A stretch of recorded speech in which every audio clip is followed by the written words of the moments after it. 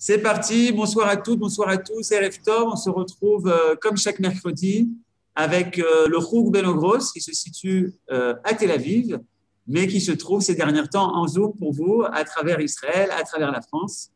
Et on est très heureux de retrouver Gaël Serero qui nous donne des enseignements de façon régulière. Et également ce soir, le Rav Raphaël Sadine.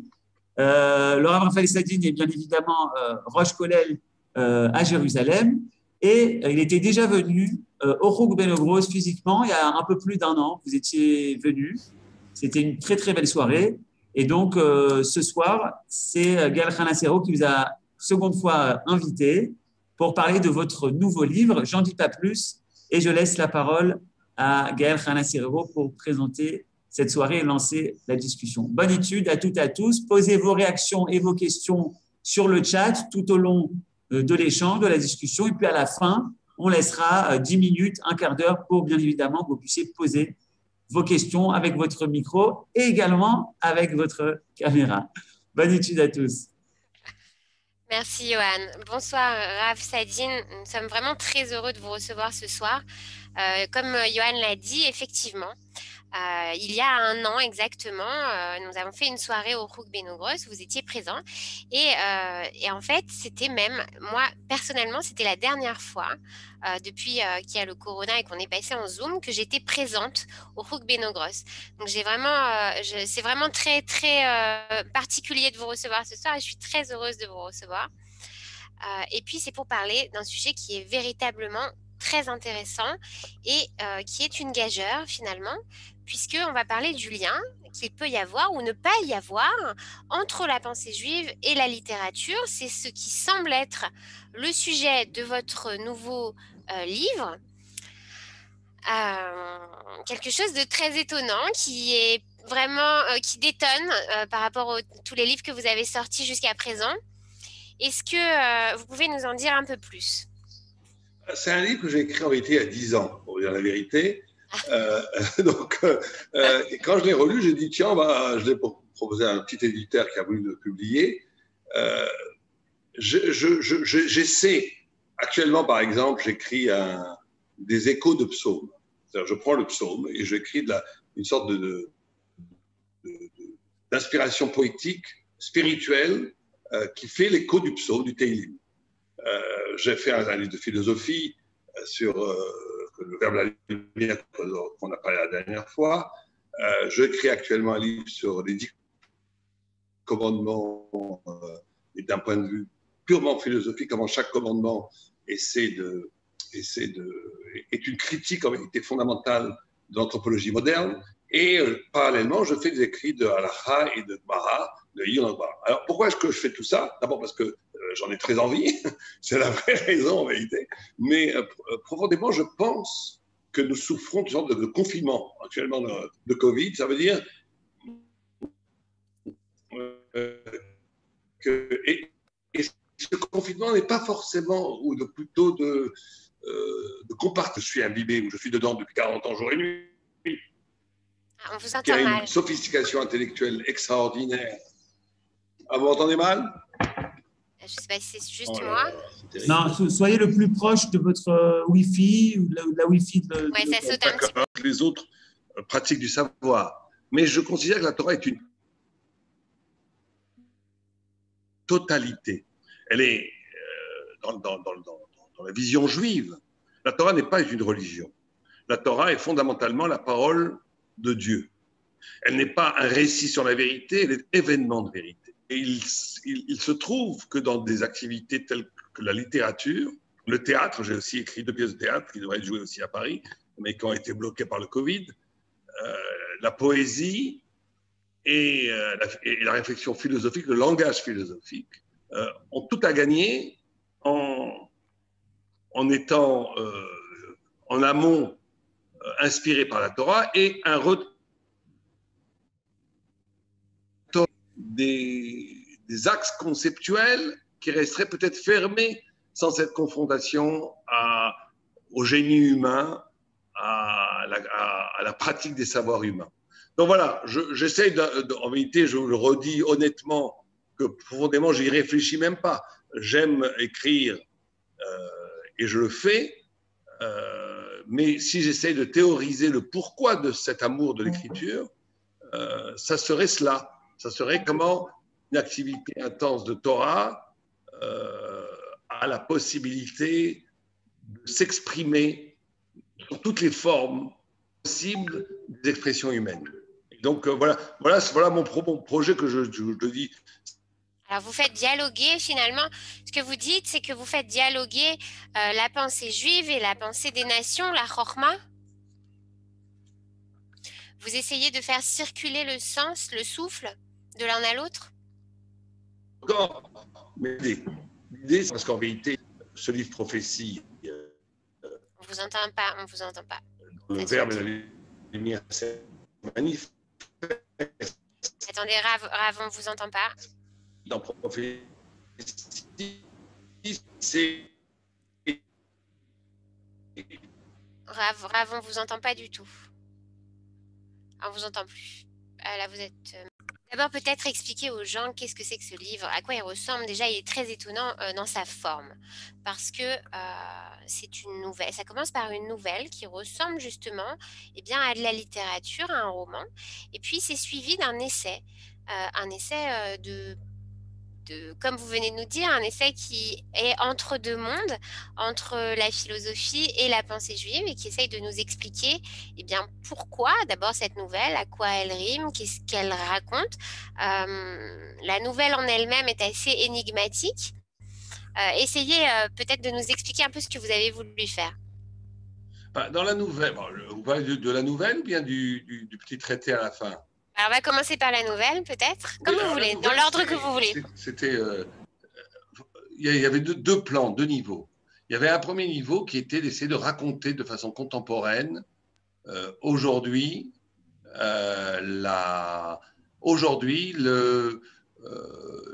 l'aventure, l'épopée et l'initiation spirituelle de Abraham et de Sarah, qui sont à la base du judaïsme. L'errance, la thématique de l'errance, de l'arrachement, de la révolte contre la bassesse humaine, etc., etc. Ça, c'est le plan, on va dire, manifeste du livre. Et il y a un deuxième plan, c'est comment, à travers l'écriture elle-même, l'écriture exigeante, littéraire, comment faire saillir des remazim, l'exercice du remez, des perches, des horizons, des indications, peut-être parfois subliminales, de concepts thoraïques. On peut dire en vérité, en une phrase poétique, ce qu'un chapitre de philosophie ne dira jamais. Et c'est de ça qui m'intéressait, comment, en quelques mots, on peut condenser une ouverture. Alors, on n'explique pas le savoir, on n'explique pas par la littérature. Ce que dit une littérature qui veut s'expliquer, c'est une mauvaise littérature. Mais elle ouvre des perspectives, des horizons du sens. Et puis elle travaille sur d'autres sens, oui, et aussi d'autres sens, pas seulement le sens, mais d'autres sens. Elle touche à l'émotion, elle touche à l'immédiateté, peut-être du ressenti. Oui, elle touche le ressenti. Je me méfie beaucoup des bons sentiments, surtout dans le travail littéraire. Il y a une histoire d'amour très très forte entre Frommel et Sarah, entre Sarah et Abraham, entre les Sarah et Abraham contemporains. Mais c'est ça qui est très intriguant et très intéressant, c'est que on ouvre. Alors je vois quelqu'un pose la question, quel est le nom du livre? Ça s'appelle Prophétie, et puis il y a un sous-titre, ça s'appelle Comme un roman. Et donc on ouvre cette nouvelle et on s'attend à un récit biblique, peut-être romancé, et puis pas du tout. On est avec des personnages très actuels qui vivent dans notre monde. Et comme vous dites, il y a une trame spirituelle qui est cachée à l'intérieur de la nouvelle. Ah oui, complètement. Une trame initiation, et on reconnaîtra certains passages bibliques. La destruction des idoles, par exemple, dans la tribu. Et là, sur les jeux de mots, vous savez que Frommel, c'est Abraham en yiddish, Sarah, c'est Sarah. Il s'appelle Nouria. Nouria, c'est une anagramme de Avinu. Il est sur le mont Moria, il va sur le mont Moria, donc il va sur le Ramia. Eliezer, c'est la tribu des Eliezer. J'ai joué avec les mots beaucoup. Et il y a par exemple ce passage où il détruit les idoles. Qu'est-ce que ça veut dire? Il y a ce passage où il voit la mamise de l'Occident, quand il quitte son hôtel. Il y a ce passage où avec le verbe de feu de la Torah, il est capable de neutraliser la tentative de normalité, de nivellement de la pensée journalistique, etc. etc. Donc, c'est ces transpositions. Abraham a neutralisé, détruit la pensée idolâtre. Aujourd'hui, Frommel neutralise et détruit la pensée médiatique. C'était ça, je veux dire ça comme une idée parmi tant d'autres. Le livre est traversé par ces transpositions. Bien sûr, alors, j'affiche d'emblée une modestie, pas personnelle, mais dans la prétention du travail. On ne peut jamais rendre compte de l'immensité d'Abraham, de Sarah et des personnages bibliques. Ils nous dépassent infiniment. Mais encore une fois, qu'est-ce pour un homme d'aujourd'hui, que voudrait dire l'épopée, l'aventure d'Abraham et de Sarah? C'était ça l'idée manifeste. Et l'idée plutôt secrète, c'est comment, de façon presque subliminale, à travers la force justement de l'écriture poétique ou littéraire,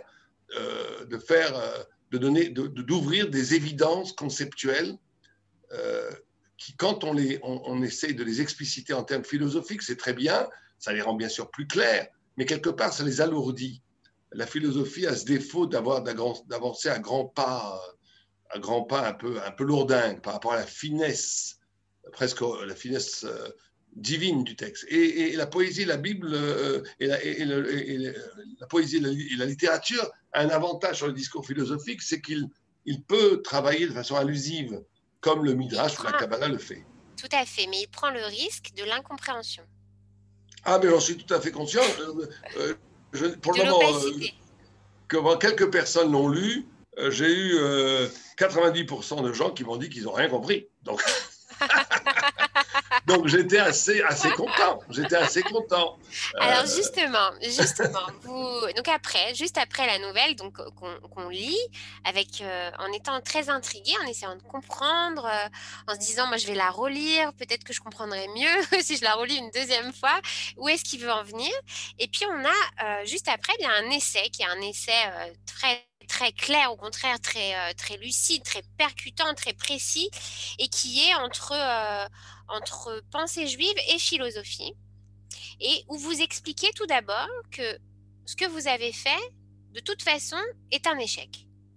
Tout à fait, puisque je pense fondamentalement que la littérature, et peut-être même la poésie, que je situe au-dessus de la littérature, est une tentative de rejoindre la Torah. Alors, ce que je veux dire par Torah, ce n'est pas la religion Torah, telle qu'on la connaît, c'est la matière première de l'étincellement de l'intelligence. La Torah étant, pour nous, pour les Juifs qui vivent le judaïsme, la première luminance divine portant du sens. Je pense que la littérature, la vraie littérature et la vraie poésie recherchent éperdument la trace de cette origine, de l'origine même de leurs gestes poétiques et littéraires, et qu'ils ne peuvent jamais la trouver. Ils ne peuvent jamais la trouver parce que c'est un mouvement de bas en haut et la Torah est un mouvement de haut en bas. Et donc, comme oui. Vous savez que on a perdu il y a pas peu de temps le grand poète justement juif Claude Vigée qui disait qu'il y a un rapport, ce que vous dites un peu, qu'il y a un rapport très proche entre le poète et le prophète. Et pourtant, il y a un fossé entre les deux. Je ne dirais pas cela. Je pense que je dirais le contraire. Je dirais que le prophète actualise le rêve du poète. Parce que le prophète est investi d'un souffle divin qui traverse son esprit, qui est une expérience métaphysique qui n'est pas du tout l'image d'Épinal qu'on en a, tout d'un coup il est illuminé, il commence à nous dire ce que le bon Dieu veut qu'on entende. Le poète arrive à un niveau de conscience, comme ça le Maïmonide explique, le plus haut possible, où ce niveau de conscience le met en rapport à son intellect avec des vibrations intellectuelles et spirituelles qu'il exprime à travers sa voix. Mais c'est un mouvement, mais l'exercice, si vous préférez la prophétie, n'a rien de littéraire, c'est le contraire. On ne choisit pratiquement pas la prophétie, on est investi par la prophétie du prophète. Alors ça, que c'est le sens, alors. C'est peut-être le sens qui est c'est différent. l'envers, c'est l'envers. Ça veut dire que Ça veut dire que le le poète, poète est cherché éperdument en s'élançant et en retombant, en se fracassant sur le sol. Toute poésie véritable est une poésie qui affronte la mort et qui affronte l'échec. Alors, ou bien, c'est pas de la poésie, c'est de la poésie sociale, c'est quelque chose d'accès de complètement conventionnel, académique, qui n'a aucun intérêt. La non, mais vraie expérience. le poète comme chez Victor Hugo, justement, celui qui enserre dans ses rimes l'éternité, chez De Vigny, celui qui s'ouvre les veines pour trouver la muse, Oui, vraiment le oui, poète, quoi. il y a des très grands poètes, notamment en français, mais ils se cognent justement parce qu'ils ne peuvent pas arriver à la pensée de la révélation, parce qu'ils n'ont pas cette révélation, mais cette révélation étant ontologique, étant dans chaque humain, elle est l'écho, la trace de cette révélation, et quand ils essaient de l'actualiser, il y a forcément un échec. Et donc c'est ce que j'ai dit dans mon texte. Mais vraiment, je me permets d'insister parce que quand même, il y a cette histoire d'inspiration. Et donc, c'est vrai que la prophétie, c'est Dieu qui saisit l'homme. Et là, dans ce que vous nous dites, le poète, c'est celui qui tend à essayer d'arriver quelque part ailleurs et qui toujours retombe sur le sol, comme dans l'Albatros de Baudelaire, qui tend vers les nuées et qui, ses ailes de géant empêchent de marcher, voilà. Mais ils ne se rejoignent pas dans l'inspiration, puisque l'inspiration finalement est divine. Dans l'homme, la lumière de l'homme et la lumière de Dieu, même dans le verbe, vont se retrouver, se rejoindre. Ils se rejoignent, mais il faut faire attention quand on dit le mot rejoindre. Je suis très prudent quant aux standardisations de l'exercice spirituel ou intellectuel.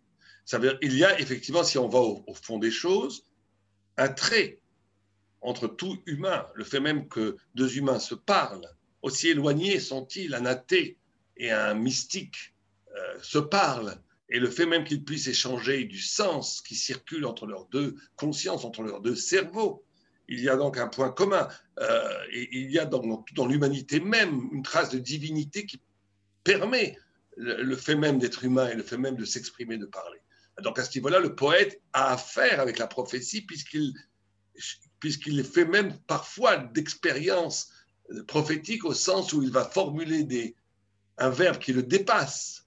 Borges, qui était un très grand poète, disait « Piètre est l'écrivain qui n'a mis dans son œuvre que ce qu'il a voulu y mettre ». Il y a effectivement dans toute œuvre importante et réelle créatrice, dans l'acte créatif, il y a toujours la rencontre d'un ailleurs, il y a toujours une échappée qui nous fait découvrir des horizons divins dans l'humain. On est certain. C'est pour ça que j'ai toujours été très amusé, par exemple, par un poème comme Aragon.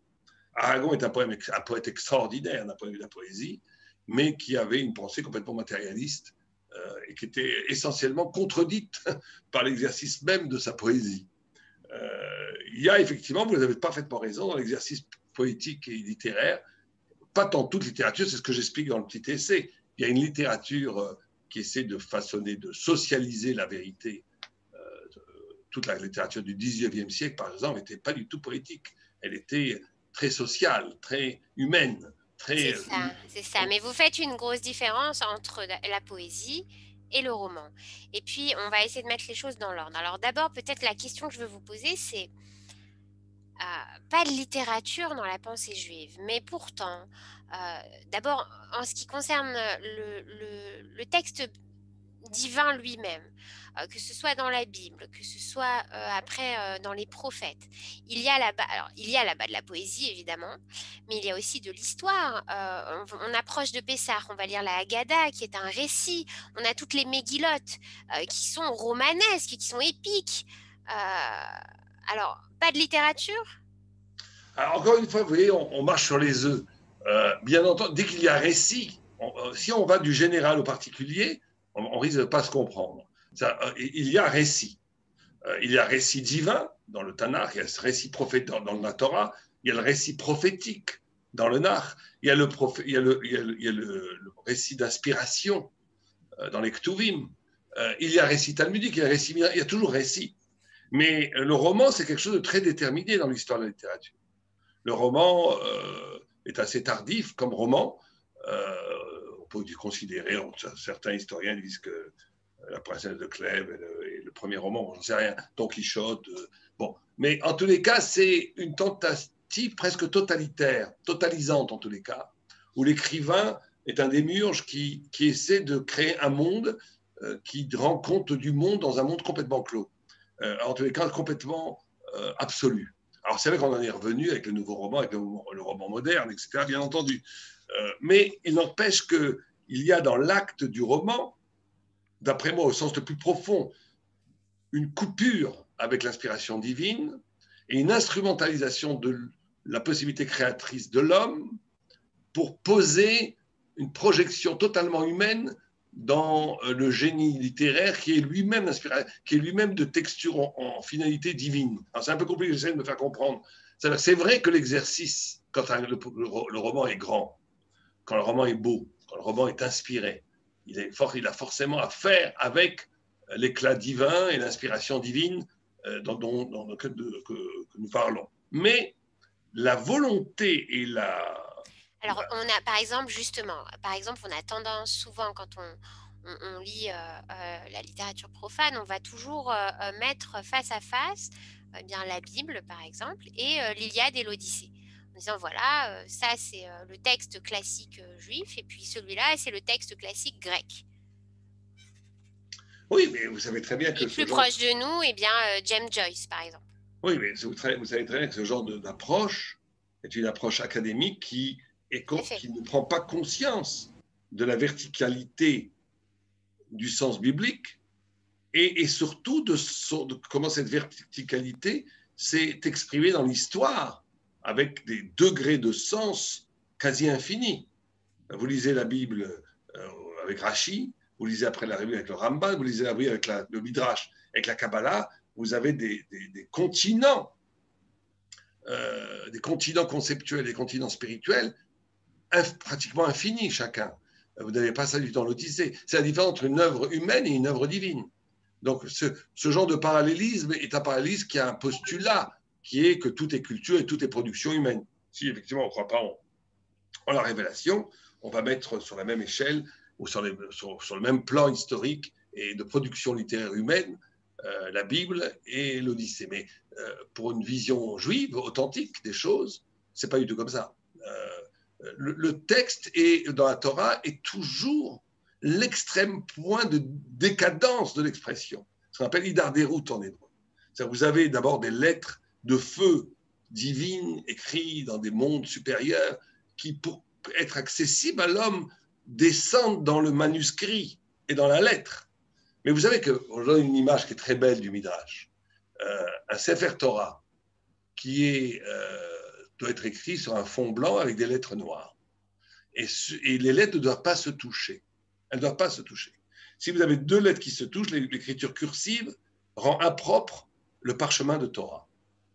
Et tout le monde se pose la question, pourquoi c'est tout à fait lisible. Et sur les lettres, il y a ce qu'on appelle les tagim, des couronnes. Et nous dit, le Harizal avec le Midrash, nous dit parce que vous avez deux dimensions dans la Torah. Vous avez le blanc, qui est l'infini. Quand vous devant un texte blanc, vous pouvez écrire le plus beau poème, justement. C'est l'infini possible, on va dire. Et vous avez le texte noir, qui est la réduction la plus extrême de la volonté divine, mais qui est exprimé au plus bas niveau pour que les hommes puissent le comprendre.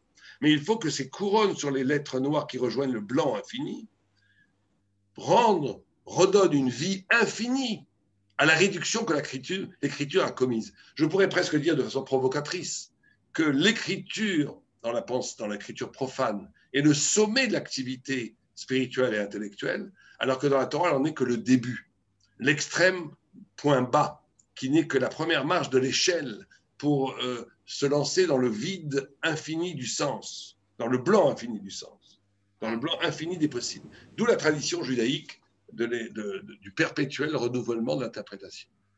Alors justement, dans la tradition judaïque, comme vous dites, on trouve pourtant des œuvres qui ressemblent de près ou de loin à des romans. Alors vous nommez Rabbi Yehuda Halevi, vous parlez d'Ibn Ezra, Abrabanel, le Ramchal. Alors qu'est-ce qu'ils ont cherché à faire? C'est pas des romans du tout, pourtant c'est un peu initiatique. Alors justement, dans la question de cet essai, je disais que les rabbinim, les rabbins et les grands initiés, les rishonim, ont utilisé les pratiques du savoir non juif, comme la poésie, par exemple. La poésie était très pratiquée par les rabbins andalous. Le Ramchal a utilisé le théâtre. Il y a eu d'autres, le conte par Rabbi Nachman de Breslav. Mais jamais le roman. Jamais le roman. Vous n'avez jamais eu un grand rab, un grand initié. Alors, vous avez eu des grands écrivains. Alors, le Kuzari, par exemple. Le Kuzari, c'est pas un roman? Non, le Kuzari, c'est pas un roman. C'est une œuvre éminemment philosophique. Il fait discuter des gens, le roi, le chrétien, le musulman, enfin le philosophe, etc., surtout le philosophe, mais l'histoire qu'il raconte, c'est juste pour introduire des concepts. Le roman, un roman qui dit des idées est un mauvais roman. Le seul qui fait exception, c'est Dostoïevski, qui a écrit de mal. D'ailleurs, on dit que Dostoïevski écrivait très mal. Moi, j'adore Dostoïevski. C'est un de mes auteurs préférés, justement parce qu'il écrit mal et parce qu'il se permet des fois des digressions philosophiques qui sont insupportables au littéraire pur. Mais Kafka, alors, justement, le roman raté, voilà, on a Kafka. Où la littérature là-bas défaille. Kafka, je ne suis pas d'accord avec vous du tout, c'est pas raté du tout. C'est parfaitement agencé. C'est vertigineusement bien agencé, Kafka.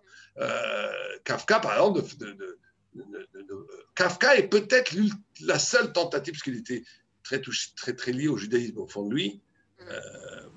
C'est ce qui ma prophétie, ma nouvelle serait peut-être ce qui se rapproche le plus de Kafka. En tous les cas, je pense qu'il y a cette même idée chez lui de ne pas essayer de reproduire le monde à l'image romanesque, mais de montrer l'impossibilité de reproduire ce monde. De montrer comment dans l'écriture elle-même surgit quelque chose d'absolument étranger à la pellicule qui nivelle l'étonnement dans le monde réel. Et donc, il y a chez Kafka, c'est peut-être le seul écrivain, une tentative spirituelle par la nouvelle et par le roman à faire exploser la platitude et de l'évidence existentielle pour éplucher cette pellicule, pour faire apparaître ce qui peut des fois être épouvantable, déstabilisant et en tous les cas magique, derrière un sorte d'écran de la matière plane et de la matière qui n'a rien à dire. C'est-à-dire alors, si on vous entend, donc magique, c'est de l'idolâtrie. Alors, le roman est idolâtrie. Oui, il faut faire, encore une fois, il faut faire attention avec les mots. Il y a effectivement, si on considère créateur-création, et que dès qu'on brouille ces deux niveaux, c'est que l'idolâtrie, il y a l'idolâtrie où le créateur devient création, ça veut dire qu'on fait des idoles de bois ou de pierre, on introduit dans la création la divinité, c'est la réduction radicale du divin à l'être, et vous avez une idolâtrie qui divinise l'être. Mais les deux se rejoignent, ça veut dire que c'est ceux qui sont incapables de poser la différence radicale, c'est tout le judaïsme entre le créateur et la création. Le judaïsme, s'il fallait le résumer en une seule phrase, je dirais, c'est la non-compromission à la différence radicale entre le créateur et la création, sans abandonner l'idée d'une intimité avec Dieu. C'est ça le grand paradoxe judaïque.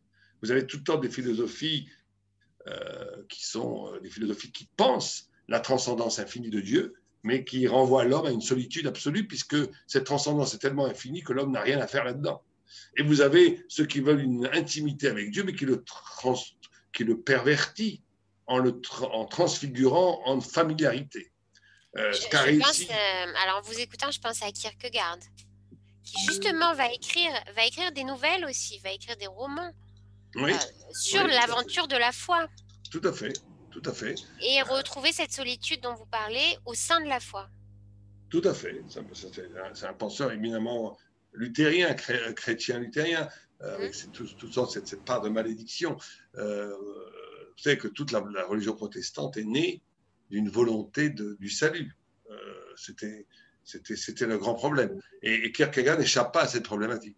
Mais nous, on n'a jamais eu ce genre de problème. Le judaïsme n'a jamais parlé de que... salut parce que vous connaissez cette très belle histoire de Rabbi Nachman de Breslav où il dit quelque chose et il entend une voix céleste qui dit « Tu viens de perdre ton monde futur ».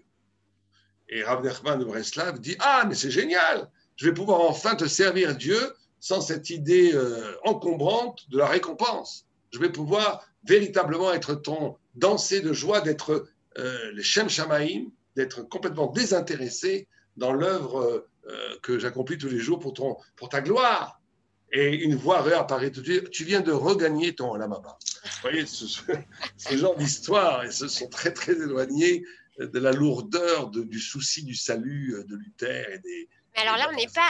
Mais c'est marrant. Alors, en entendant ça, on n'est pas dans l'existentialisme le plus pur, justement, où justement, si alors il n'y a plus de Olam Haba, on fait tous les Shem Shamaïm ici et maintenant. On rejoint Non, encore une fois, l'existentialisme est une pensée anti-Torah, très sympathique apparemment, mais anti-Torah presque de façon paroxystique. Parce que l'existentialisme considère que c'est l'homme qui forme la valeur. Il n'y a pas de valeur avant. C'est l'existence précède l'essence, veut dire que c'est l'existence qui produit du sens. Le fait d'exister produit du sens. Or, toute la Torah nous dit exactement le contraire. Alors, c'est vrai que je produis du sens en existant. C'est pour ça qu'il y a une sorte de similitude entre Torah et existentialisme que certains ont soulevé, parce que c'est vrai le juif est convoqué à produire du surplus, du sursens. Même si c'est pour ça qu'on produit encore du sens sur le sens qui a été révélé. On n'est pas dans un rapport de fascination face à la révélation, mais face à la révélation, on rebondit en créant du sens à partir de l'existence que l'existence vécue à travers la révélation. C'est la part existentialiste de la Torah. Mais toute cette production du sens n'est là que pour faire résonner un sens originel, infini, éternel, qui est plus vieux que le monde.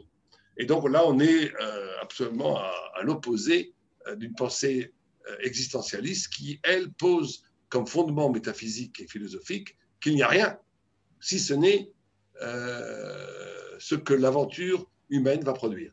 Et là, on est véritablement dans la modernité contemporaine qui a oublié la verticalité du témoignage, la verticalité d'être à l'écoute de quelque chose d'autre que soi-même.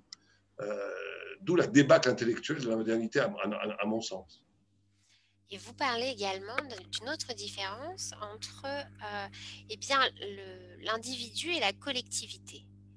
Et là, vous creusez la différence qu'il peut y avoir justement entre la littérature et la Torah par rapport à celui qui dit « je » et le sens qui va au contraire englober la collectivité, quand ce soit dans l'étude du Talmud, par exemple. C'est très important ce point-là, parce que la richesse conceptuelle du Talmud est une richesse plurielle. Le jeu existe, encore une fois, c'est toujours cette subtilité du Talmud, où il y a pratiquement tout et son contraire. Ça veut dire que le jeu, bien entendu, est essentiel. Chaque rave est nommé par un visage. Ce n'est pas des concepts éthérés, universels. Chaque idée dans le Talmud est exprimée par un rave.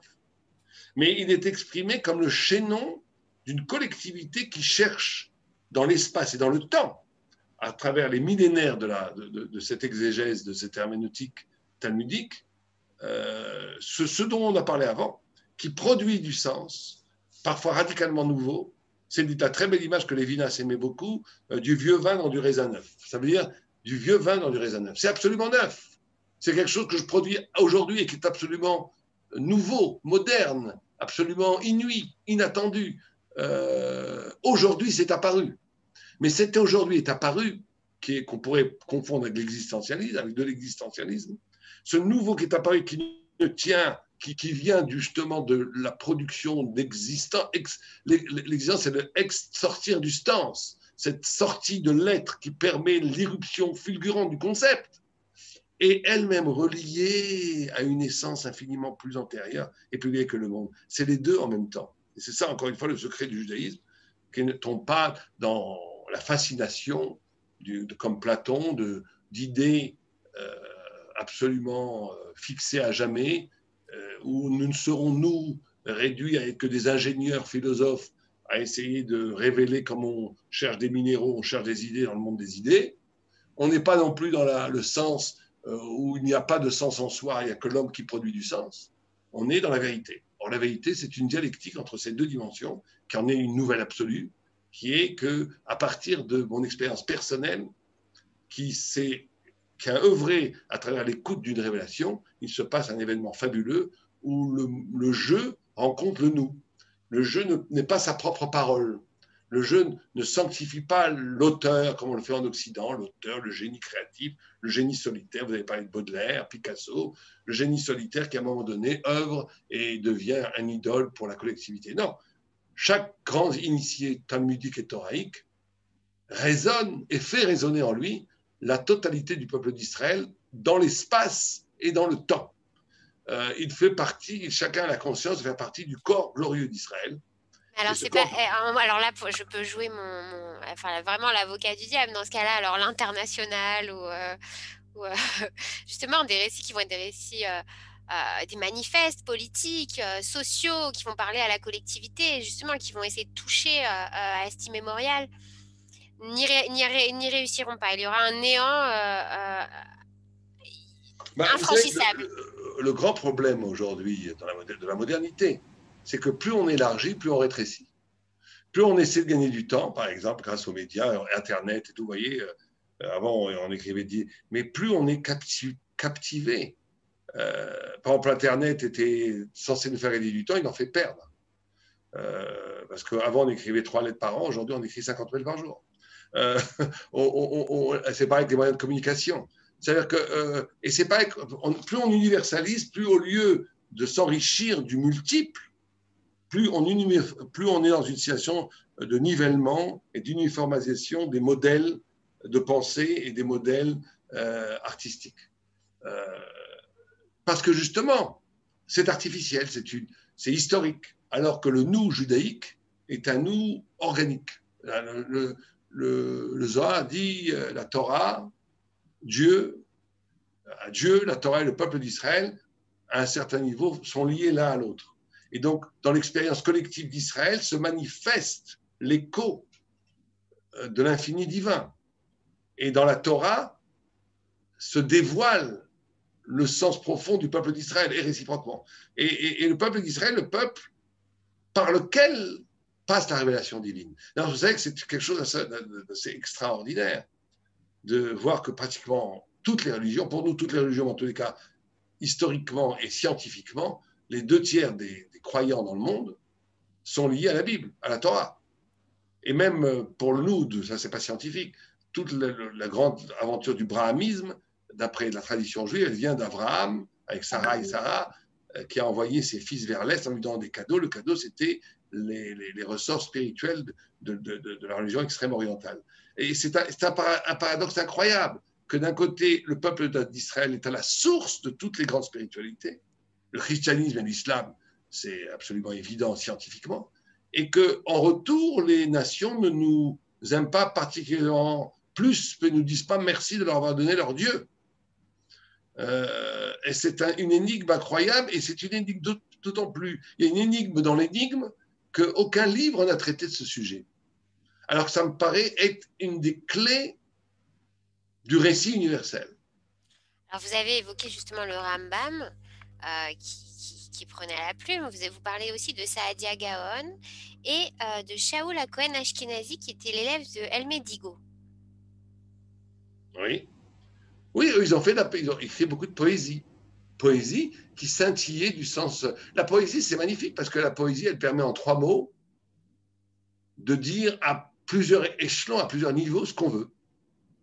C'est-à-dire qu'on peut faire scintiller. Et c'est encore plus fort. La poésie te fait dire des choses que tu n'as pas encore comprises. Et ça, c'est, on va dire, ça peut être, oui, le miroir du discours thoraïque. Parce que le discours thoraïque est un discours presque d'une infinité de sens, de niveaux de sens. Et donc, la réponse, l'écho à ce discours thoraïque peut être précisément un discours poétique. Pour ça que les rabbinim, mais beaucoup moins les siècles derniers, et je pense qu'il est important. On a eu l'exil qui a fait que le peuple juif, c'est quand la Gemara elle-même le dit d'ailleurs, c'est préservé à travers les 4 palmes de la halacha, de la Gemara. Et c'était magnifique, c'était le bateau qui a permis la pérennité du peuple d'Israël. Mais je pense qu'il est très important aussi de faire scintiller la Torah à partir de toutes les possibilités d'expression humaine. C'est ça le sens même de l'objectif de ce livre. Et ce qui est intéressant, c'est que dans la Torah elle-même, il y a un ordre, il semblerait qu'il y ait des niveaux de texte et de sainteté du texte, ou même parfois, c'est écrit aussi, il y a une Gemara là-dessus sur la pureté et l'impureté d'un texte. Et donc, par exemple, ne vont pas être pris pareil le texte biblique lui-même et puis les Nevi'im, ou alors à côté il va y avoir une marloquette sur une discussion sur Kohelet et Shirachirim. Est-ce que ce sont des textes qui peuvent être classés dans le Tanakh? Est-ce qu'au contraire il faut les rejeter? La question a été posée aussi pour la Megillat Esther, comme s'il y avait des niveaux justement au sein du texte de la Torah lui-même, que tous n'étaient pas au même degré de sainteté ou de pureté, qui sont deux choses différentes, puisque la discussion en question dans la Gemara pose la question de savoir quels sont les textes qui rendent les mains pures et quels sont les textes qui rendent les mains impures. Alors deux questions. D'abord, au niveau interne de la Torah, est-ce qu'il y a véritablement des niveaux de Gdusha par rapport au texte? Et puis, est-ce que le roman rend les mains impures, en tout cas le roman profane? Non, vous savez que là, il y a une petite erreur. Vous m'entendez? Oui, on vous entend. Le texte rend les mains impures, d'autant plus impur qu'il est d'autant plus sacré. C'est ça. Oui, non, je vous ai... Non, oui, c'est ça. Très bien. Non, mais donc, je vous pose la question exprès, parce que... Voilà. Oui. C'est-à-dire que si un texte ne rend pas les mains impures, c'est qu'il n'est pas saint. Donc, ça, vous savez que c'est très intéressant, parce que la notion d'impureté, bon, on n'a pas le temps, mais c'est une notion d'inaccessibilité. C'est pour ça que le mort rend impur, parce qu'il est arrivé dans un monde inaccessible pour nous. Bon, ça, c'est derrière Haggav, comme on dit. Mais il y a bien sûr des niveaux. Les 5 livres de la Torah, et même les 4 et 1, il y a la parole du Dieu vivant, qui a le plus haut niveau de sainteté, c'est le Sefer Torah. Vous avez après les Nevi'im, qui ont un deuxième niveau de Torah, qui sont un niveau où Dieu parle à travers l'homme. En gros, vous avez 4 niveaux qui rejoignent effectivement les 4 niveaux du Pardès. Un niveau où Dieu parle, un deuxième niveau où l'homme parle, mais c'est Dieu qui parle dans l'homme.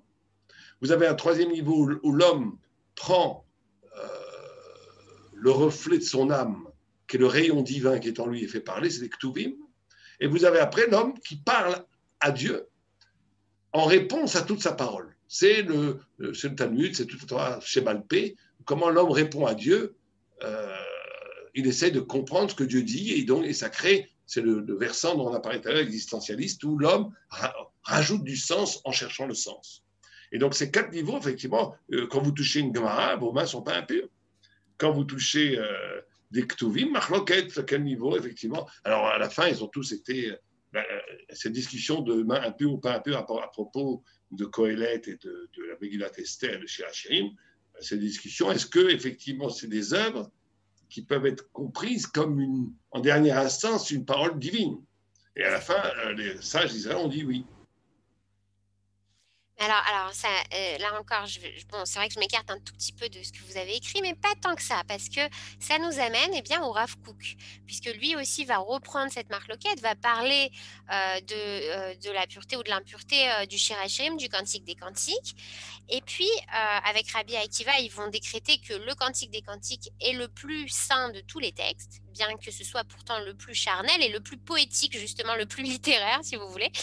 Et puis, chez le Rav Kook, on trouve une autre idée, l'idée que toute la littérature profane qui va être écrite en Eretz Israël, donc avec le renouveau de l'État d'Israël par les sionistes qui sont complètement laïques, tout ce qui est produit sur la terre d'Israël a un niveau, a un degré de sainteté comparable à celui des textes saints. Oui, vous savez, le Rav Kook, j'ai un très grand respect pour le Rav Kook en tant que grand talmudiste, grand penseur de la pensée juive, mais nous ne sommes pas d'accord du tout avec cette façon de voir, entre nous, je vous le dis. Nous venons d'une école qui n'est pas du tout cookiste. Ceci dit, si j'essaye de m'exprimer hors idéologie. Oui, c'est le but de ce soir. Voilà, hors idéologie, bien entendu qu'un juif, quel qu'il soit, Dès qu'il s'exprime, apparaît une sainteté. Alors là, j'en vous suis posez une autre persuadé. question. Est-ce que c'est la pensée d'un juif ou de la pensée juive? Est-ce que Spinoza, par exemple, alors il y a de la sainteté chez Spinoza? Il en faut bien, puisque c'est très impur, Spinoza. Donc il y a envie de... Mais vous savez que Spinoza, je ne suis pas du tout tendre avec Spinoza, je pense que Spinoza est un des summums de l'hérésie.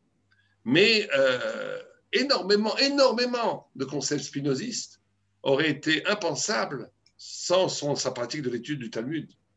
Par exemple, l'équivalence entre la joie et le savoir. Par exemple, son souci de ne pas tomber dans un déiste facile où le Dieu Père Noël est au ciel. Alors, ça a donné des réponses qui, d'après nous, sont catastrophiques, mais on va dire que si on lit Spinoza finement, surtout dans le TTP, surtout dans l'éthique, pardon, et pas dans le TTP, dans l'éthique, si on lit Spinoza finement, Spinoza reste un grand hérétique, un grand apicorus, un immense apicorus, peut-être le plus grand, mais on va dire que énormément de lignes de Spinoza et de pensées spinozistes sont des pensées complètement thoraïques.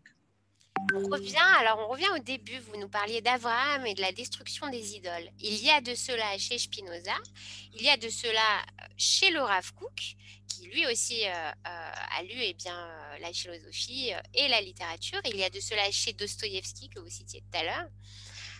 Et cette destruction des idoles, nous dit le Rav Kook, est nécessaire pour une véritable foi, pour atteindre justement la vérité dont vous parliez tout à l'heure, le monde de la vérité, et vous ajoutez de l'éternité. C'est ce dans quoi pénètre l'écriture. Complètement. Je tiens quand même en tant que rabbin, allez-y, à remettre les choses dans l'ordre. De protester sur votre parallélisme entre Dostoïevski, Spinoza et le Rav Kook. Je ne suis pas cookiste, mais je respecte assez mon Rav Kook pour faire une petite protestation de pure forme avec toute l'affection que j'ai pour vous. J'ai dit qu'il y a un stade. Et surtout Dostoïevski, qui était un grand antisémite, immense écrivain, mais grand antisémite. Bon, ceci dit, vous avez tout à fait raison. Ça veut dire que l'éternité, il n'y a pas de pensée intéressante si elle n'est pas une fulgurance d'éternité. Il n'y a pas de concept qui vaille le coup même d'être formulé si elles n'ont pas à faire avec la notion d'éternité. Quand je dis l'éternité ici, ça veut dire est-ce que ce que je dis est valable au-delà du contemporain et de mon existence? Est-ce que je parle, est-ce que je pense en termes de vérité, en termes de challenge de vérité, ou est-ce que je fais juste un accommodement linguistique, oratoire par rapport à... Est-ce que c'est l'espace qui parle? C'est le temps et l'espace qui façonnent la parole, ou c'est la parole qui est capable de fracasser la somnolence et la bêtise de l'être présent, tel qu'il se présente dans son évidence bourgeoise ou paysanne, pour faire apparaître justement l'enjeu éternel qu'il y a en chaque chose. Or, là encore, la littérature et la poésie, la vraie littérature, enfin, en tout cas la vraie poésie, tend vers cette infraction du contemporain pour rejoindre la lumière éternelle du sens. Tout à fait. Les instants d'éternité, alors là on touche à la question du temps justement, et alors la littérature qui cherche à transcender le temps, à transporter, à immobiliser. Alors vous parlez justement, vous dites la différence est là, la littérature tue, elle nous transporte dans une éternité morte, tandis que dans le monde de la Torah, ça va être un dynamisme d'éternité. Alors, il y a quelque chose de mouvementé dans cette éternité qui va être, bien, comme vous parliez tout à l'heure, dans la Gemara, par exemple, dans ces couches de sens qui se rajoutent les unes aux autres, dans cette discussion qui est sans arrêt, en fait. Non, c'est la question, finalement, c'est la question de l'être qui se pose. De façon presque plus prosaïque. Quand je dis que le roman tue et que la Torah est vivante, je ne fais pas juste de la provocation ou de l'attaque. Je dis qu'on peut adorer Homère aujourd'hui, on peut aimer beaucoup Don Quichotte, c'est un roman magnifique, On peut aimer Oui, Dickens. d'autant que Ruth Reichenberg nous dit que toute l'histoire de Don Quichotte, c'est l'histoire d'un juif masqué, justement. Oui, oui, oui, tout à fait. On peut trouver des signes et similitudes partout et c'est vrai. Mais on va dire qu'il n'y a pas de communication vitale, existentielle, absolue. Même un professeur de littérature ancienne va lire l'Odyssée, va être passionné par ça, d'accord? Mais il va jamais, il sera toujours étranger à ces notions de bravoure, ces notions de mourir, que le nom reste, etc., etc. C'est des choses qui font partie du passé et qui ont une résonance intéressante dans le présent, mais qui sont quelque chose qui n'ont plus aucun rapport avec notre vie actuelle. Alors que moi j'ai toujours été étonné, la Torah est vivante sur 3500 ans au même niveau de vitalité de la vie. Les soucis de Rachi sont nos soucis. Les soucis de Rabbi Akiva de comprendre le texte sont nos soucis. Et ce dialogue perpétuel depuis plus de 3000 ans entre les témoins de vérité que sont les étudiants de la Torah, c'est quelque chose d'extraordinairement émouvant, mais aussi d'extraordinairement performant quant au rapport entre l'existence et le sens. Et on oublie cette dimension. Et c'est pour ça qu'il faut faire très attention à ne pas réduire la Torah à de l'académisme, à des idées reçues, ou même à des idées très sophistiquées, intelligentes. Et c'est pour ça qu'il est très important chaque fois de mettre en la notion des mitzvot, de la halakha. Elle est fondamentale dans le témoignage de vérité parce qu'elle est ce qui rend crédible, si vous préférez, c'est le recherche de la vérité. Et ça, on ne voit que dans la Torah. Bah oui, justement, mais dans la Torah, il y a cette marloquette qui dit qu'est-ce qui prône? Est-ce que c'est l'étude ou est-ce que c'est la pratique? Et ça, c'est autre chose. C'est complètement autre chose, ça. Là-bas, c'était une idée de où est-ce que je dois investir pour commencer.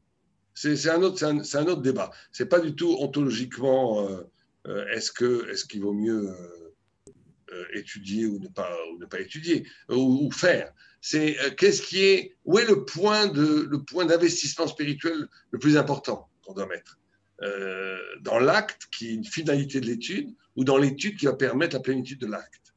C'est une discussion tout à fait très profonde, mais qui n'est pas liée à ce dont on parlait maintenant. Alors justement, une question d'oubli peut-être, puisque vous parlez de la question de l'être et vous dites qu'il y a un oubli.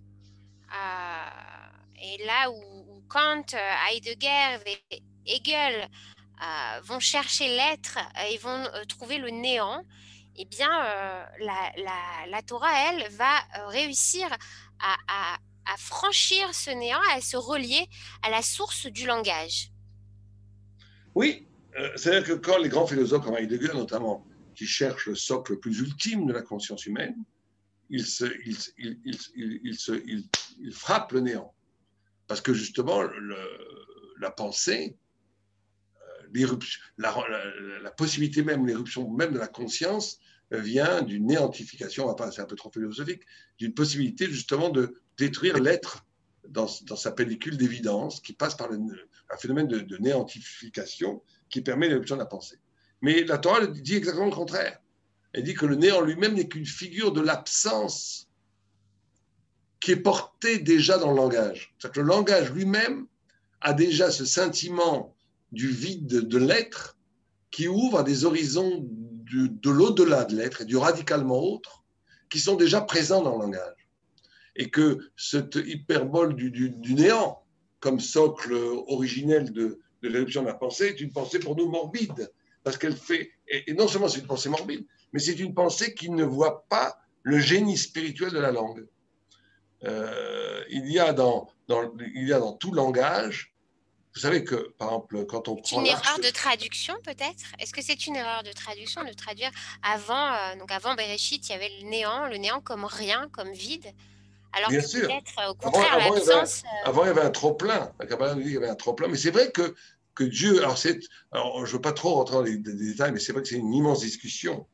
Parce que, d'après la Kabbalah, vous aviez la lumière infinie avant. Donc, qui est le contraire du néant, qui est la lumière qui est de l'être infini. Le Réchimon. Et que Or Ein Sof, on l'appelle, la lumière infinie. Et qu'il a fallu faire ce qu'on appelle le Tzimtzum, que tout le monde connaît, je pense, faire un néant un néant du divin pour laisser apparaître justement l'être qu'on connaît, le cosmos ou l'être spirituel qu'on connaît. Et donc la grande question est de savoir qu'est-ce qui est originel. Est-ce que c'est ce trou du Tzimtzum ou est-ce que ce qui était avant, la trace de ce qui était avant. Heidegger tombe sur le trou du Tzimtzum, nous sommes capables de voir le scintillement de la trace, que ce néant n'est pas originel, il est second par rapport à la plénitude de la lumière. Vous savez que la parole, elle est foncée. Quand on prend l'arche de Noé, on dit que dans l'arche de Noé, on pouvait tout mettre dedans. Or, ce n'est pas possible dans 150 mètres de long et 25 mètres de large et 15 mètres de haut, on ne peut pas mettre toutes les espèces animales. Et alors le Baal de Prague nous dit, si on prend les mesures de l'arche de Noé et on les traduit en lettres, ça fait Lachon. Lamed pour 30 amas, Shin pour 300 et Nun 50 Lachon. Or, les Lachon font des Tevot. Teva, l'arche et le mot Teva sont des synonymes. C'est-à-dire que, comme si on voulait nous dire que c'est ça le langage. C'est cette possibilité du Moat Amarzik et Ameroubé, que le peu peut contenir l'infini. Et donc, dans le langage, dans l'expression même du langage, même le langage profane, et là on peut rejoindre Rav Kook, surtout en Israël, surtout en hébreu, même dans le langage profane, se joue déjà toute la possibilité extraordinaire de la révélation et de la vérité. Une fois, j'étais en débat avec un grand professeur, avec d'autres professeurs aussi, il m'a dit, vous savez, monsieur le rabbin, moi je suis athée. Et en rigolant, je lui dis devant tout le monde, vous savez, vous venez de prouver que Dieu existe. En exprimant que vous êtes athée, vous prouvez que Dieu existe. Bon, c'est un jeu de mots, c'était une boutade, mais je le pense fondamentalement. Je pense que l'éruption même de la parole et l'éruption même de la pensée n'est pas concevable à partir d'une vision purement matérialiste. La matière ne peut pas créer le surplus, l'infini du langage, l'infini de la pensée. La pensée, l'homme pense parce qu'il est spirituel, il n'est pas spirituel parce qu'il pense. C'est ce qu'on appelle dans la Kabbalah la haka'a. C'est le réfléchir, même en français, c'est la notion de reflet.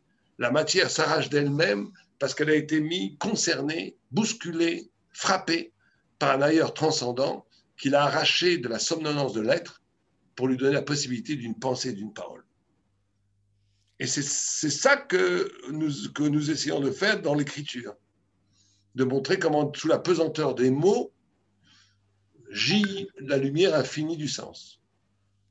Est-ce que c'est une tentative de revenir avant l'histoire de la tour de Babel, avec ce passage que vous citez, qu'André Neher cite également et commente autrement justement sur les Devarim Achoudim, une seule langue, et il dit, on peut lire aussi Dvarim Ichoudim, des choses fermées qu'il faudrait justement ouvrir. Oui, c'est tout à fait vrai. Mais c'est vrai que c'est peut-être le passouk, le verset le plus énigmatique de la Torah. Dvarim Achadim, déjà, c'est un non-sens linguistique. Safa Achat, pluriel et le singulier, une seule parole avec des paroles pluriel 1. C'est comme si vous écrivez UNS. C'est un et multiple à la fois. C'est ce dont on parlait. C'est-à-dire que la vraie parole est une parole qui est absolument unique, dite par un visage, par une personne avec c'est pas simplement un visage, c'est une singularité, une tonalité, une poétique qui lui est propre et qui lui est inviolable. Il n'y a que lui qui peut le dire comme cela. Mais cette singularité... C'est pour ça qu'il y a autant d'ailleurs de voix de prophètes, de style de prophète dans le nar, parce que chaque personnalité du prophète va faire retentir la voix divine différemment, selon son ishio, sa personnalité. Oui, pas juste ça. C'est aussi l'idée que la voix du singulier résonne infiniment dans tous les visages humains. C'est-à-dire que si vous avez une vraie parole, elle doit par définition toucher le sens le plus profond de chacun. Et elle doit être absolument singulière. Encore une fois, si vous dites une généralité, c'est pas bien de frapper les grands-mères ou frapper les enfants, tout le monde est d'accord. Enfin, la plupart des gens normaux sont d'accord. C'est pas de ça dont je parle. C'est pas parce que c'est universel que c'est bouleversant. C'est bouleversant parce que c'est en même temps absolument singulier. Il n'y a que lui qui peut dire ça. Il n'y a que cette tonalité, cette poétique qui lui est propre, qui est le reflet de son âme singulière. Or, cette singularité renvoie en moi, ouvre en moi des horizons qui seraient restés fermés à jamais si je n'avais pas écouté l'altérité de l'autre. Et là, on touche au multiple et à l'unité. On touche au fait qu'il y a de l'unité absolue en chacun, mais que cette unité absolue de chacun est liée au secret d'un lien multiple entre tous les êtres.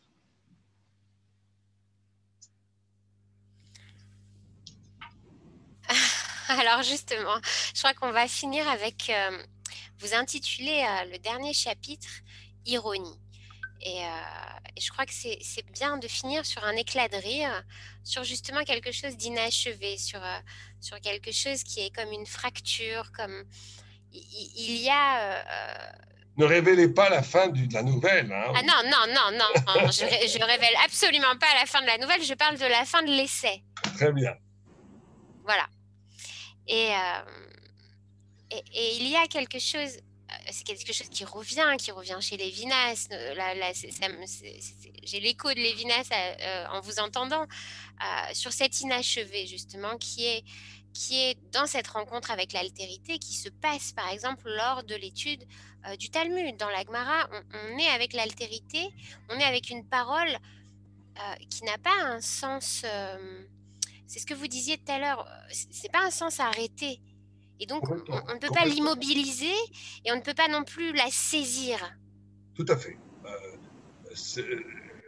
Le rêve de l'écriture, c'est d'éclairer en couvrant, en montrant des scintillances de sens beaucoup plus profonds et des hauteurs encore qu'on n'a pas encore, on n'a pas eu accès. Dès qu'une écriture ou une parole est fermée et totalisante, c'est la mort de cette parole.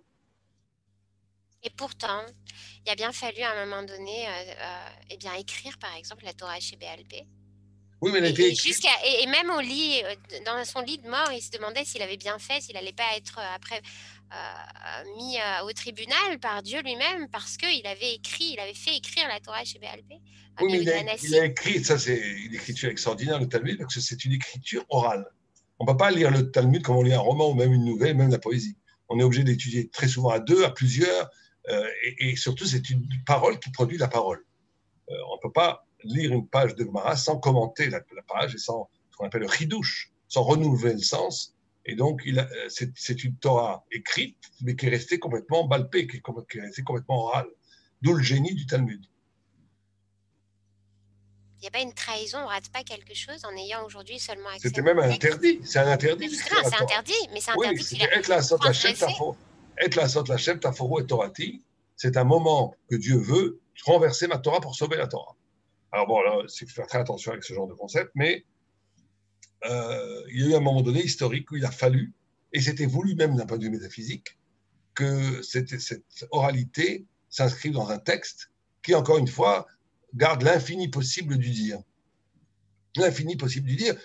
Depuis 2000 ans, 1800 ans, on étudie sur les textes la Mishnah et la Gemara, et elle suscite des millions, je ne sais pas calculer, mais des dizaines de millions, si on prend toutes les générations, de commentaires. Et vous voyez que même le texte, Maïmonide écrit un texte, hop, le Raïvad écrit un petit commentaire à côté, et après, hop, le Kesef Mishneh, et quand vous avez le Shulchan Aruch, vous avez le Rama qui s'immisce ici, on ne va pas de texte comme ça. Il n'y a pas de texte monolithique dans la Torah Shemalpé. Vous avez un texte avec 10 intervenants. Elle est redevenue orale, parce qu'elle porte en elle ce pouvoir de l'oralité. Ça, c'est le génie talmudique qu'on ne trouve nulle part ailleurs.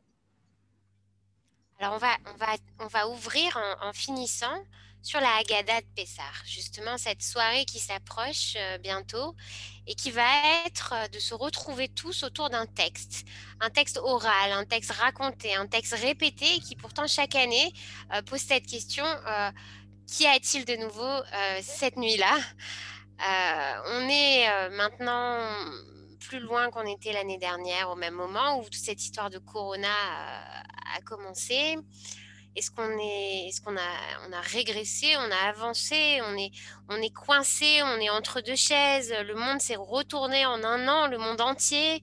Vous avez parlé tout à l'heure de renversement des valeurs. Aujourd'hui, la mitzvah, c'est de ne pas aller à la synagogue. Enfin, tout est fou.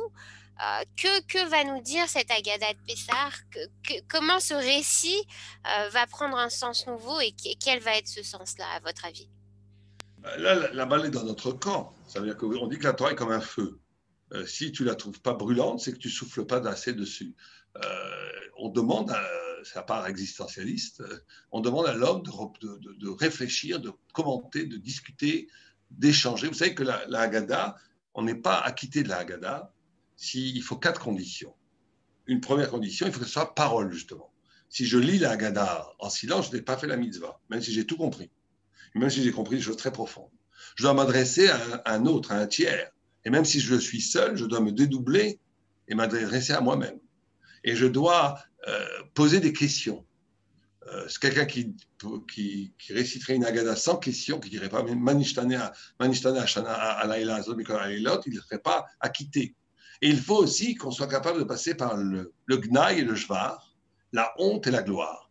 Ces 4 dimensions de l'expérience de la Haggadah sont des clés de la liberté. La parole libère. La parole libère parce qu'elle t'affranchit. La parole crée du double. Elle est double.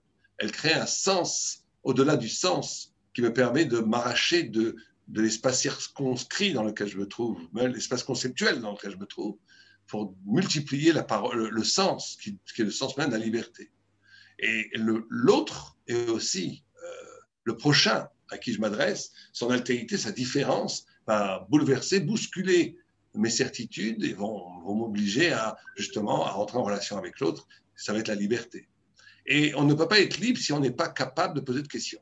Quelqu'un qui n'a pas de questions, qui a déjà toutes les réponses faites, il est prisonnier, puisqu'il est prisonnier de ses propres certitudes, il n'a plus de questions, il est mort. Question, chokhma en hébreu, c'est une anagramme de koachma, la force du quoi. Et il n'y a pas non plus de liberté si on n'est pas capable d'assumer ses parts de ténèbres. Gnaï et Shvar. La gloire n'arrive que si je suis capable de regarder en face ma déshérence, mes fautes, mes bêtises, et de les rendre plus...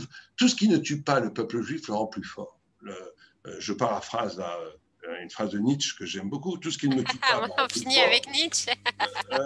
Oui, mais c'est très juif ça. Vous savez que Nietzsche est le philosophe le plus proche, d'après moi, du judaïsme. Mais on fera une émission d'hérétisme et de on fera une émission sur ça une autre fois. Avec grand plaisir. Mais une émission où j'espère la vidéo marchera cette fois-ci. Oui, voilà, on fera des essais avant. Mais justement, la Haggadah, c'est un récit, c'est un texte qui est très, très hétéroclite. Il y a n'importe quoi dedans. Il y a du récit, il y a des passages de Gemara, il y a de la poésie, il y a des chansons, et tout est mélangé. Non, pas du tout. C'est quelque chose de très précis. C'est initiatique, c'est très initiatique. C'est des niveaux. Chaque chapitre est un niveau, un escalier. C'est des escaliers qui mènent à la lumière, à la liberté. Il faut un peu étudier quand même avant de faire la Haggadah. Il faut étudier un peu les textes qui expliquent qu'est-ce que c'est que ce cheminement de la pensée dans la Haggadah. Comment on va de la honte à la gloire, comment le questionnement accède au sens, quelles sont les figures des 4 enfants, ces 4 coupes de vin, qu'est-ce que c'est manger la matzah. Tout ça, il faut l'étudier quand même un petit peu, hein, mais c'est une expérience extraordinaire. C'est que quelqu'un qui est le même avant la soirée du Seder et après, il n'a rien compris, il n'a rien fait. Enfin, il a fait la mitzvah, c'est très bien, mais il doit ressortir complètement renouvelé par l'expérience du Seder. C'est une expérience métaphysique, spirituelle, poétique, et c'est pour ça qu'il y a tout. Et le chant est très important parce que le chant permet une sorte de totalité d'engagement. C'est le physique, chanter, c'est une pensée, c'est une voix, tout est dans le chant. Et donc le Hallel est un moment où culmine cette liberté. Vous savez que, quand on parle de la Corona, on va finir avec ça si vous voulez bien. Oui. Moïse, Pharaon dit à Moïse, allez-vous-en, d'accord. Après la dernière plaie, la mort des nouveau-nés, il a dit, allez-vous-en. Alors, Moïse dit non, on ne partira pas la nuit comme des voleurs, on partira le lendemain matin. Il a pris un risque considérable. C'est comme si le Messie arrivait aujourd'hui, il vient vous voir, Madame Hana, il vous dit, voilà, j'arrive. Non, non, surtout, viens pas la nuit, c'est pas beau, il faut venir demain. Alors qu'on l'attend depuis des milliers d'années. Et ben, eux, ils attendaient la sortie d'Égypte depuis des siècles. Et Pharaon s'était dédié plusieurs fois. Il a pris un risque incroyable. Mais il a compris quelque chose d'incroyable. Moïse a compris que si on sortait d'Égypte sous l'ordre de Pharaon, on aurait toujours été des esclaves de Pharaon. Vous prenez nos frères noirs, par exemple, nos frères noirs, vous traitez un juif d'esclave. Il va rigoler. Vous me traitez d'esclave, moi je rigole. Vous traitez un noir d'esclave, même si c'est un noir qui aujourd'hui est complètement libre et qui a même des hautes fonctions académiques ou tout ce que vous voulez, vous lui dites ça, l'esclave, il va être vexé. Il aura raison. Ils ont subi une outrance, une injustice historique incroyable. Mais pourquoi c'est différent? Nous aussi, on a été esclaves. C'est parce que Moïse a compris l'affranchissement de l'esclavage noir est dû à une prise de conscience des Lumières blanches. Et donc, ils sont devenus non esclaves à partir d'une décision des maîtres blancs. Et donc, le problème n'est pas encore résolu. Alors que Moïse a compris que si on quittait, être libre, ce n'est pas fuir l'Égypte. Être libre, c'est être libre en Égypte. Être libre, ce n'est pas fuir les forces coercitives, aliénantes. Être libre, c'est au cœur même des ténèbres, être capable de se tenir droit en pleine gloire, en pleine lumière. On peut être un roi dans sa tanière et un esclave dans son palais. Et c'est l'enseignement cardinal de ce refus de Moïse de partir, de partir en pleine nuit sous l'ordre de Paro, parce qu'il comprend que, et c'est pour ça qu'on dit deux hallels d'ailleurs, un hallel où on était libre en Égypte, qu'on dit à la synagogue, et un hallel qui célèbre la sortie d'Égypte. Et c'est un enseignement fabuleux pour nous aujourd'hui. Quand je vous dis tout ce qui ne tue pas le peuple juif le rend plus fort, c'est ça. C'est qu'on n'est pas dans une pensée de Leibniz, que Dieu a créé le meilleur des mondes possibles et que le mal est malheureusement mal, mais qu'il est nécessaire parce que sans le mal, il n'y aurait pas de liberté, de libre arbitre, etc., etc. C'est vrai, mais ça va beaucoup plus loin dans la Torah. C'est que le mal est une source de vitalité pour véritablement jouir du bonheur, du bien. Et pour ça qu'on mange le maror et la matzah en même temps. Ça veut dire qu'il y a cette idée que tout est divin quelque part, on arrive à un niveau de conscience où on comprend que tout était pour le bien, en réalité. Alors là, je crois que vous avez lancé le prochain thème de notre prochaine rencontre, je crois. Parce que là, je crois que vous ouvrez un abîme de discussion. Alors justement, peut-être qu'on pourra prendre Nietzsche et le mal pour la prochaine fois. Et je crois qu'il y aura encore beaucoup à discuter. En tout cas, c'était vraiment exceptionnel. Et puis, je vois qu'il y a beaucoup de questions. Donc, on va peut-être ouvrir les micros. Voilà. Merci beaucoup. Juste avant, je voulais dire une petite chose pour ceux qui vous seraient intéressés de se procurer le livre. C'était exactement ma question. Alors, déjà, je rappelle, parce qu'il y a des gens qui sont arrivés en cours. Donc, on parle de votre dernier livre, Raphaël Sadine, qui s'appelle La prophétie, en sous-titre comme un roman. Où est-ce qu'on peut se le procurer, en Israël ou en France? Alors, aujourd'hui, on peut se le procurer, c'est un petit éditeur, donc c'est essentiellement en ligne. Je ne sais pas si on a le droit de dire le nom. Parce que, vous pouvez dire ce que vous voulez. Alors, en librairie, il a 10,50 € sur Amazon. Je pense qu'ils prennent les 50 centimes pour eux, c'est très bien. Et voilà, c'est le prix de ce petit livre. Et on peut l'avoir très facilement en ligne. Il sera dans quelques librairies, mais pour le moment, c'est pas du tout comme mon dernier livre, Le Verbe et la Lumière, qui a été édité par une grande maison d'édition. C'est un très petit éditeur, donc il a fait comme ça. Et j'ai dit d'accord parce que c'était pas pour moi important du tout qu'il y ait une grande diffusion. Donc on peut se le procurer très facilement en France sur Amazon, en Israël aussi. Ça doit être un peu plus cher pour le faire venir, je sais pas, mais on peut l'avoir sur Amazon sans problème. Merci bien. Et je crois qu'il y a M. Michael qui veut nous poser une question. Oui, alors c'est mieux. D'abord, voilà. Vous m'entendez, c'est bon?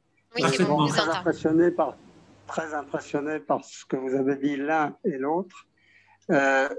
J'ai compris une chose, c'est qu'en fait, dès l'instant où on veut écrire, c'est sans limite. C'est-à-dire que, avec la teshuva que je continue à chaque seconde, une milliardième de seconde, le Rav Yehuda Ben Ishai, qui m'a marié entre autres, m'a dit écris. C'est pas seulement le diary. Bon, le diary, c'est aujourd'hui à 4 heures, je prends mon petit déjeuner. C'est pas ça. C'est qu'à un moment donné, l'inspiration divine, c'est ça. C'est qu'on veut la traduire avec l'écriture et on s'aperçoit que ça passe, je dirais, du centre de la connexion, Rav Stalin m'arrêtera si j'ai une bêtise, qui est évidemment l'endroit où nous mettons les téphilines tous les jours. Et il se trouve que c'est un creux, puisque c'est le siège de la fontanelle. Donc la fontanelle est un kéli.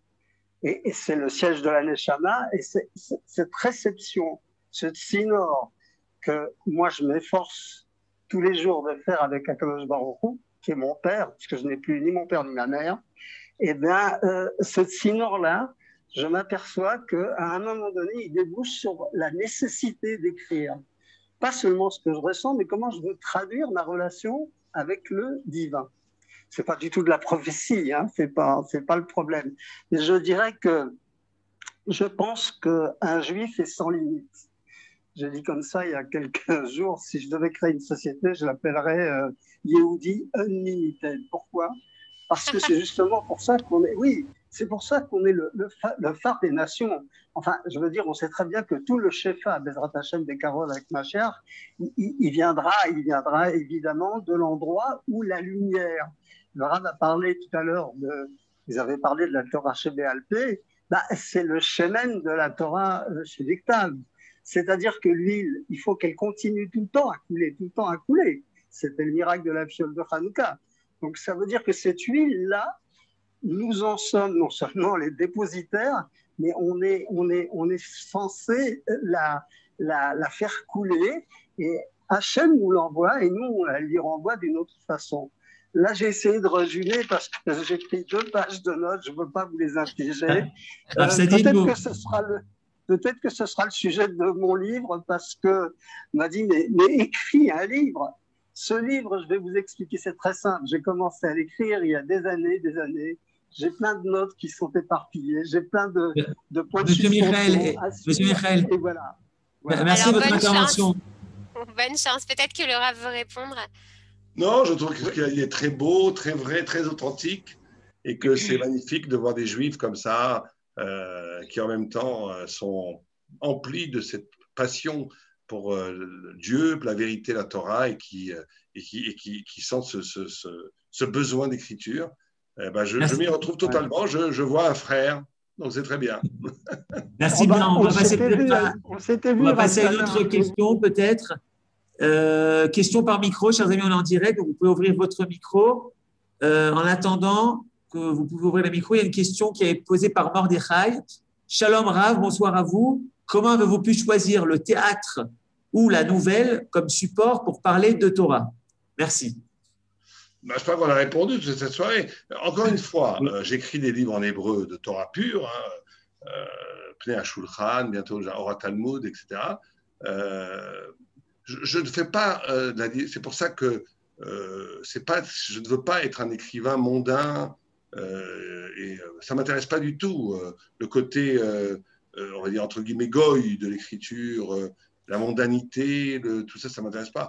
Ce qui m'intéresse, c'est comment dans l'expérience de l'écriture, on peut retrouver des étincelles, ce qu'on appelle les étincelles de Torah, et qu'on peut, à partir de ces étincelles, faire jaillir un sens purement Torah. Voilà, c'est ça qui m'intéresse. C'est qu'il n'y a pas un domaine qui échappe à la volonté de Dieu. Et je ne veux pas de dichotomie. Entre le profane et le... Voilà, je veux pas... Non, il y a une différence entre le profane et le sacré. Un Sefer Torah, ce n'est pas un livre sur le football. Bien sûr, il y a tout. Mais les exercices, les pratiques du savoir sont des pratiques qui doivent être au service de la Torah. Tout doit être au service de la Torah. Et donc, alors bien sûr, je me rends compte en disant ça que c'est peut-être presque de la prétention, mais je ne parle pas de moi. Je dis que l'idée, c'est que si on peut utiliser ces moyens d'expression pour faire passer des éclairs de Torah, magnifique, comme l'ont fait les grands rabbinim tout le temps. Les Rishonim l'ont fait avec la poésie, Ramchal l'a fait avec le théâtre. Voilà. Au contraire, je crois que c'est une continuation, ce n'est pas quelque chose que j'innove. Merci Rab. Peut-être Suzy, tu avais une question? Non, j'avais juste une observation. Je disais que pour ceux qui n'écrivent pas, faire scintiller la Torah peut se faire aussi également par la Kriyat Torah et la lecture qui se renouvelle sans arrêt et qui est très beau aussi. Alors justement, à propos de renouvellement, Rab, il y a une question assez intéressante. Vous avez dit que le CDR, c'est l'occasion de renouvellement. mais est-ce qu'un renouvellement peut se décréter à l'avance? Oui, chez les Juifs, tout se décrète à l'avance. Puisqu'on vous demande de pleurer à Tisha B'Av. Ah, je viens de gagner au loto il y a 2 jours. Non, tu dois pleurer à Tisha B'Av. On te demande d'être joyeux à Simchat Torah et à Sukkot. Ah ben oui, je viens de perdre tout mon argent, je dois être joyeux. Oui, tu dois être joyeux. Le Juif est un violon dans les mains de la volonté de Dieu. Et s'il est capable de comprendre que sa propre volonté n'est que l'écoulement d'une volonté supérieure, eh ben, il accorde sa volonté, son état d'esprit à la volonté divine. Une fois, un élève a demandé à son rave, il a écrit le Tachmod, tu ne dois pas convoiter. Et il a dit, mais convoiter, je ne peux pas ne pas convoiter, je convoite. Pourquoi Dieu il me demande ça? Alors il lui a dit, mais si tu étais en train de traverser un abîme sur un fil, et qu'à droite, à gauche, est-ce que tu convoiterais? C'est qu'il faut s'auto-conditionner spirituellement. Bien entendu qu'en amont, on doit comprendre que la vie est un challenge extraordinaire et qu'on doit être capable de s'élever à une hauteur spirituelle qui fait que la volonté de Dieu devient notre volonté. Merci Rav. Dernière question de Debo. Debo, vous pouvez ouvrir votre micro et nous poser votre question pour conclure. Hana, tu diras quelques mots à la fin si tu veux conclure. Debo, c'est à vous. Et bonsoir. Merci pour le cours. Comme d'habitude, c'était magnifique. J'ai pas pu tout suivre, mais du coup, c'est juste pour dire que j'avais un doute de me remettre à l'écriture. Du coup, j'ai plus de doute. Et je voulais savoir, par rapport à la soirée de Pessah qui arrive, Bezrat Hashem,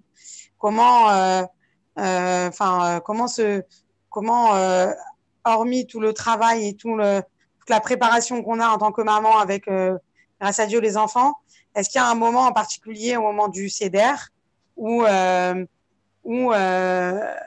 qu'il y aurait un moment particulier propice à expliquer certaines choses aux enfants, dans la mesure où ce n'est pas possible quand il y a des enfants au Seder de détailler toute la Haggadah parce que c'est long, quoi. Et surtout qu'on doit leur faire manger la matzah parce que c'est la mitzvah pour les petits-enfants. Est-ce qu'il y a un moment en particulier sur lequel on doit s'appuyer plus détaillé? Tout le moment du Maguid, c'est le moment où on laisse tomber la vie. Vous savez que la femme a le même niveau d'obligation que l'homme. Il n'y a aucune différence. Oui. Des 4 verres, il faut qu'elle les boive. Les matzah, il faut qu'elle en mange la même quantité que l'homme. Et il faut qu'elle dise la Haggadah comme l'homme. Et le Hallel, elles ont le même niveau d'obligation que les hommes. Donc, c'est absolument essentiel que la maman parle à ses enfants, discute avec eux, pose des questions à ses enfants. Et on fait ça, on sort de la cuisine, on oublie la nourriture. Ouais.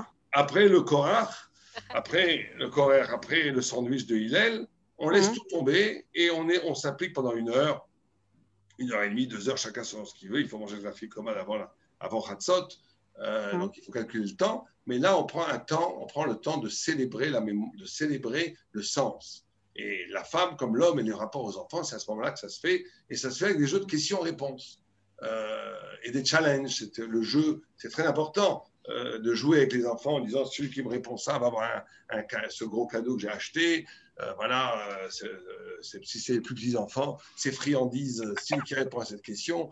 Pourquoi Moïse n'est pas écrit dans la Haggadah, par exemple? C'est une question qui peut susciter un vrai débat. Pourquoi Moïse? Alors, les enfants vont dire pourquoi Moïse? C'est vrai, l'acteur principal est absent. Alors, c'est quand même bizarre.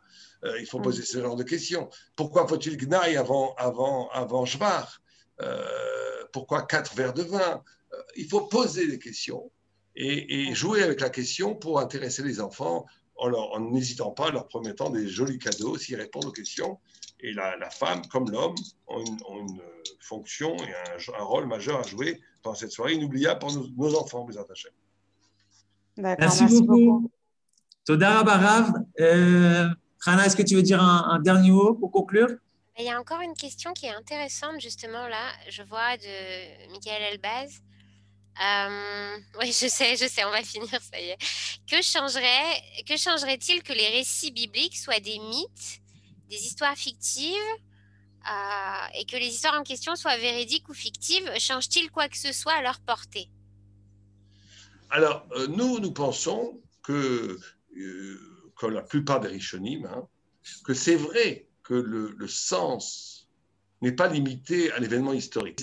C'est très important. C'est le discours qu'il y a eu entre le Racha et la Haggadah. Le Racha dit Mazot lachem. C'est quoi pour vous ce truc? Et on lui répond Be'avorzé. C'est pour cela que Dieu nous a sortis d'Égypte. C'est un discours de sourd. Et le Beth Alevi explique parce que lui, il pense que ce qui est important, c'est l'événement historique. Et que nous sommes là que pour célébrer l'événement historique, comme un mémorial, comme les anciens combattants. Et on lui répond pas du tout. Les notions de liberté, le sens que portent les récits, excèdent le fait historique. La notion de liberté, elle a toujours existé. Avraham Avinu faisait Pessah. Et donc, bien 500 ans avant. Donc, ça veut dire que toi, tu crois qu'on fait Pessah parce qu'on célèbre un événement historique, alors que c'est le contraire qui est vrai. C'est que le soir du Seder et les mitzvot de Pessah, elles sont essentielles, sont éternelles. Et Dieu, ne voulant pas qu'on soit un peuple dans les nuages, a donné une incarnation historique à des idées qui étaient plus vieilles que le monde. Mais Manitou dit ça. Manitou dit justement ça et dit que l'histoire dévoile l'essence du jour. Exactement. Mais là, on tomberait, notre intervenant, M. Michael Elbaz, tomberait dans un autre piège qu'on n'a pas affaire à un mythe, puisque toute l'idée, c'est justement ce que l'idée s'incarne dans le réel. Et de ne voir dans les textes bibliques que des mythes, c'est de tomber à côté de l'extraordinaire épopée du peuple juif qui incarne le réel divin dans l'histoire. Et c'est là que ça changerait. C'est que ce ne sont pas que des idées, c'est aussi une incarnation charnelle, existentielle, historique dans le peuple d'Israël. Voilà, je crois que... Juste dire une chose qui me paraît éminemment importante, c'est que le questionnement que nous allons avoir cette année doit vraiment s'imprégner de ce que nous venons de vivre depuis plus d'1 an. Et je crois que là, il y a un vrai questionnement, et même les enfants ont un questionnement, surtout qu'ils ont beaucoup subi ce choc. Je crois que c'est peut-être ça, cette porte de la liberté qu'Hachem a refermée, puisqu'on a lu tous ces commentaires, restez dans vos maisons et attendez que ça passe.